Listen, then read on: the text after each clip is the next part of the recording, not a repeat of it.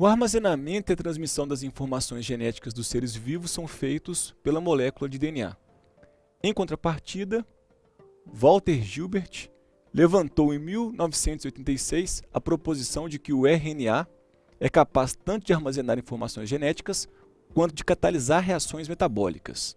Então, o RNA armazena e, além disso, catalisa.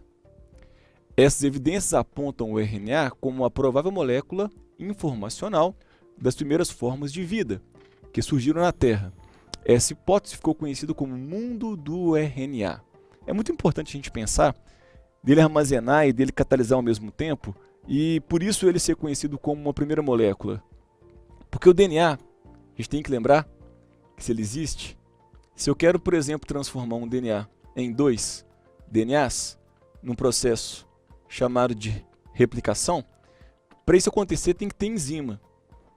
E enzimas são proteínas, a maioria delas. Não são todas que são proteínas, inclusive o RNA é um exemplo de uma enzima que não é uma proteína. Alguns RNAs funcionam como riboenzimas. O que é legal é que faz ele ser independente. Porque para fazer uma enzima, você tem que pegar um DNA, um gene, você tem que transcrever no RNA, que é o RNA mensageiro, você traduz em uma enzima. Só que para poder transcrever e para traduzir, você precisa de, para transcrever uma enzima, por exemplo, que é chamada de RNA polimerase. Para replicar DNA precisa de uma enzima, que é DNA polimerase. Portanto, fica meio difícil de existir o DNA antes de existir enzima. Mas como o RNA ele pode catalisar reações, ele pode gerar metabolismo sem enzima, já que ele funciona como uma própria enzima. A proposta apresentada pode também ser reforçada pelo estudo da reprodução dos vírus de RNA que... Então ele está falando dos vírus de RNA. Isso é uma coisa importante aqui nessa questão, essa interpretação dos vírus de RNA, que, letra A, atuam como catalisadores. Os vírus atuam como catalisadores? Não.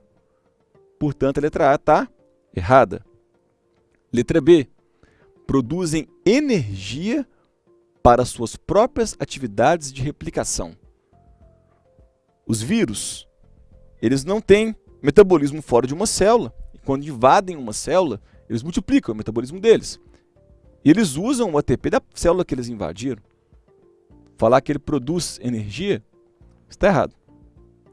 Letra C, replicam seu genoma sem utilizar um molde inicial de DNA. Alguns vírus têm essa capacidade.